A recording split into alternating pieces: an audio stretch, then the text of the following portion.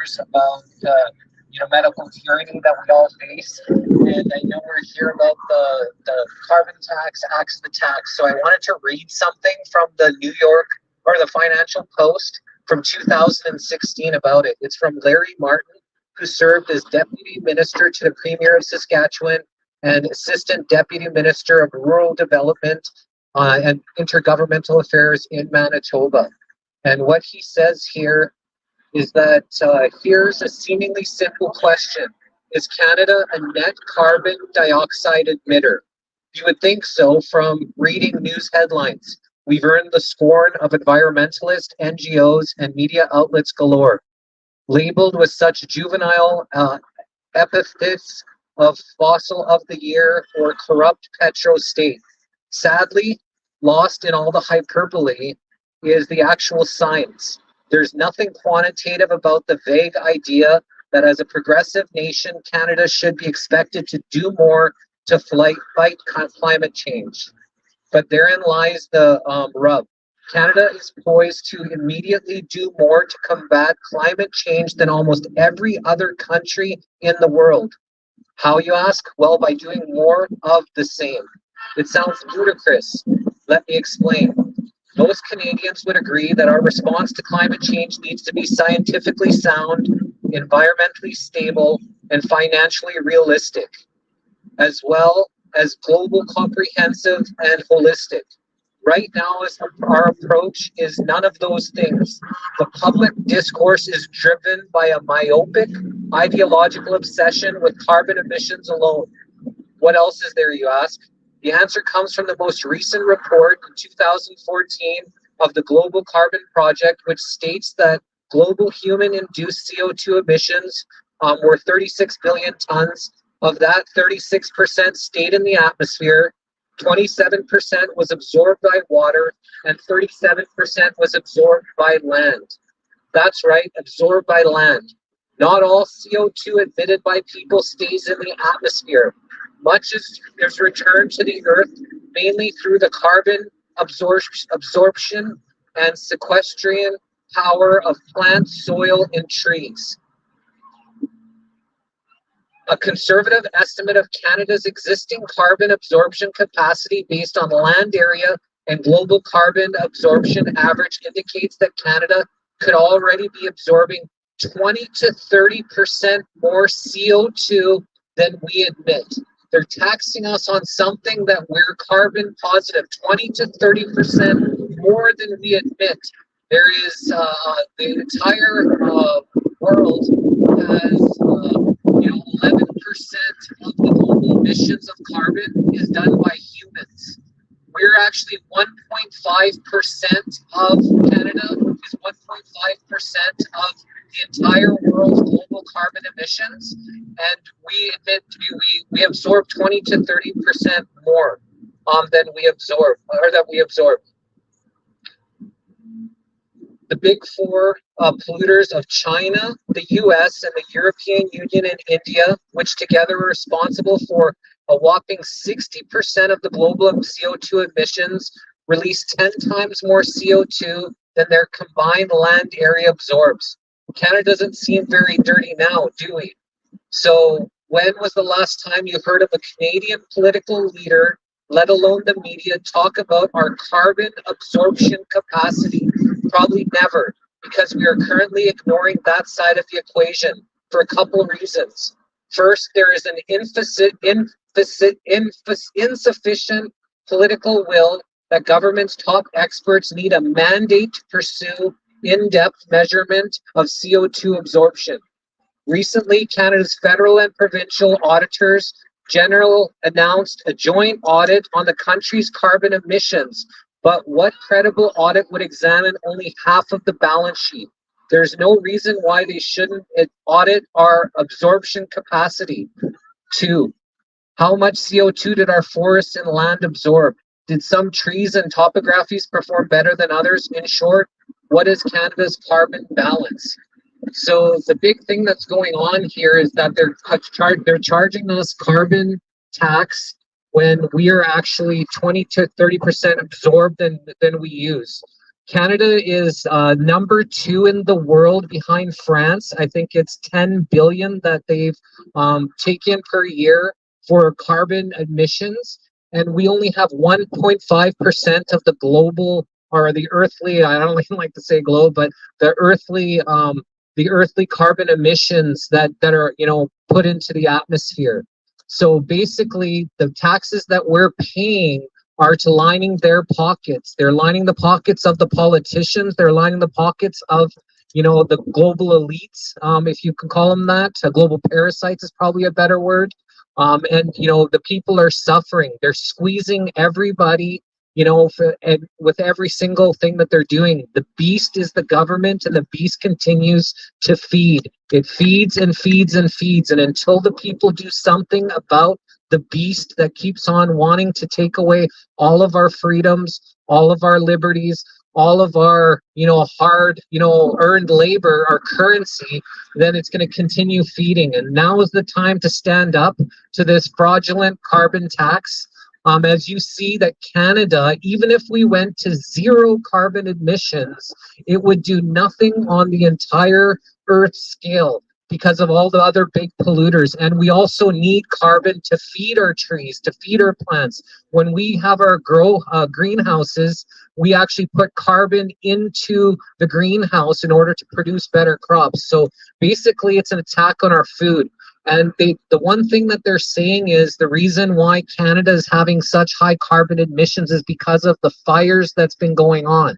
But what they're doing is they spray all these chemicals in the air, and part of what they're spraying is aluminum oxide. It makes fires burn hotter and faster.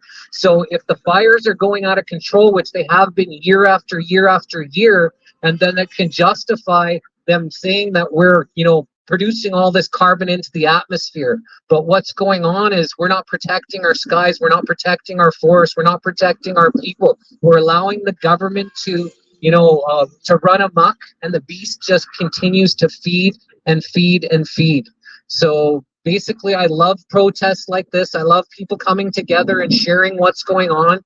We need thousands, we need millions. There's 25 million people in Canada, and if everybody did their part to come out and to speak up, then we can actually make a difference. And I really like that how Dale was saying that we could take back Alberta.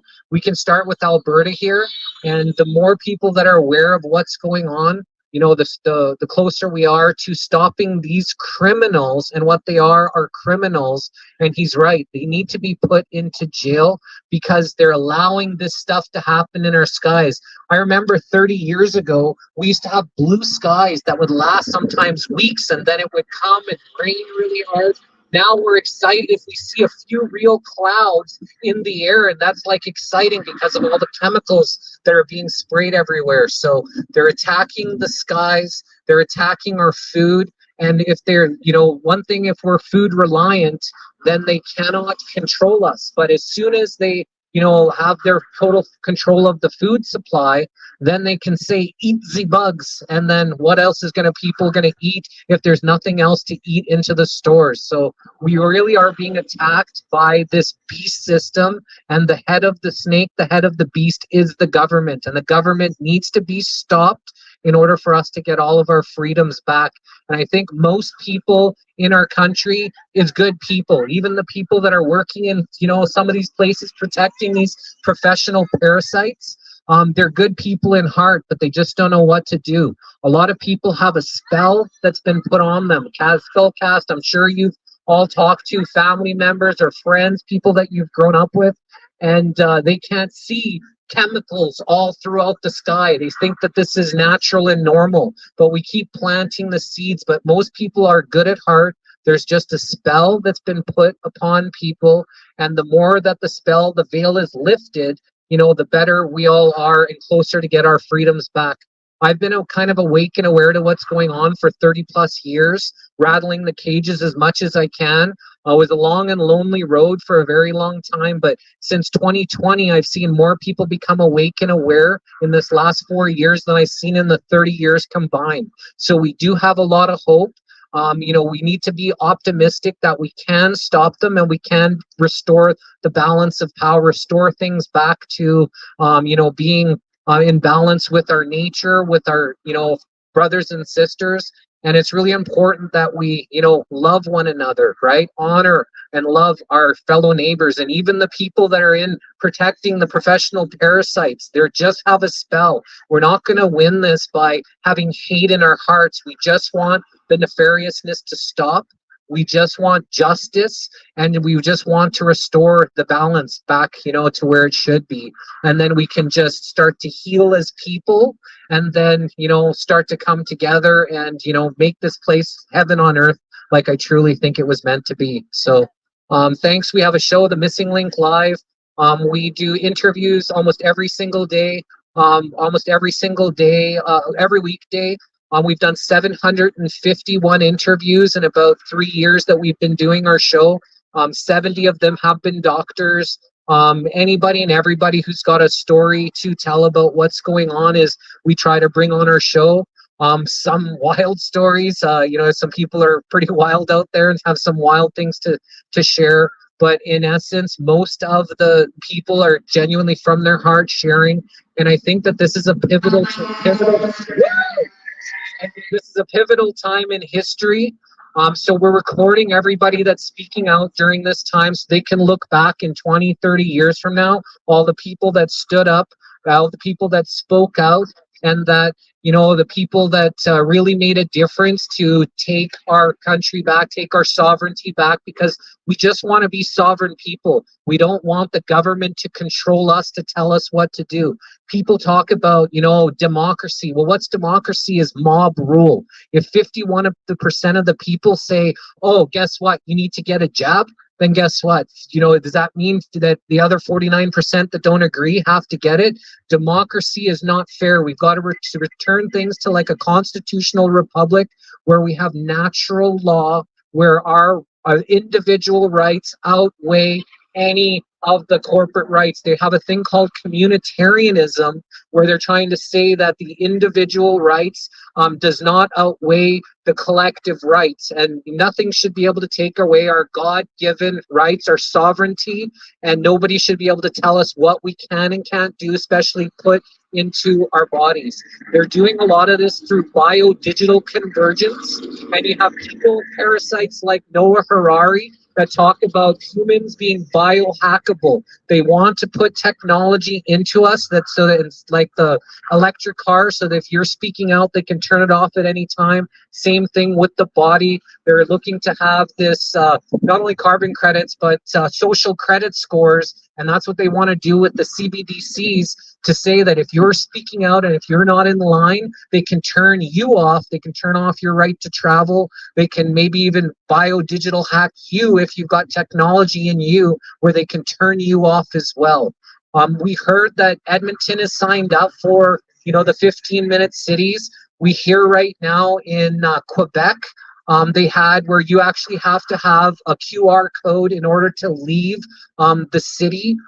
So this is crazy if they're going to charge people to go from one quadrant to another. It's just a way for them to squeeze everybody. And if the more that they can squeeze, the less people have their own sovereignty, the more people are going to fall into line. So thank you all for coming out, and for everybody that's listening around the world. Please share this out to as many people as possible, because the more people we can reach, the closer we are to taking back our sovereignty. So thanks again for allowing me to come up here and speak. Thank you, Jesse. Thank you, Jesse. You're darn right about the poison in the skies and what they're doing to Mother Earth and the food. They're coming after our food, because he who controls the food controls the people. And if you haven't noticed what's going on the last few years with our food supply, going after the cattle and everything else, and no, you're not allowed to grow a garden, and only so many chickens, and all these bylaws and this and that. What do you think they're doing? They want us reliant on them eating their food, their poisonous food. They don't want us growing healthy food. Most of the stuff we get in the stores is not even healthy anymore. We think it is, but it's missing. They don't have seeds. It's genetically modified, right? They don't have seeds. It doesn't have that health benefit for you anymore. So we have a lady here that is been an activist for 30 years, and she wants to talk a little bit about